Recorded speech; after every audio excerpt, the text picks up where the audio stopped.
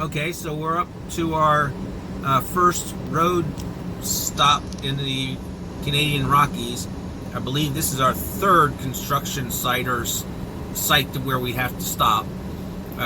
This is just more of a single lane bridge. Don't know if it'll be like that when you're traveling through, but we're at about 385 miles from Dawson Creek, and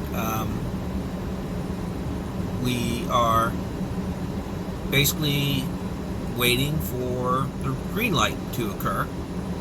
Other than that, everything is doing good. The roads are good. I hope this is helpful for you in understanding that the Alaska Highway is not dirt.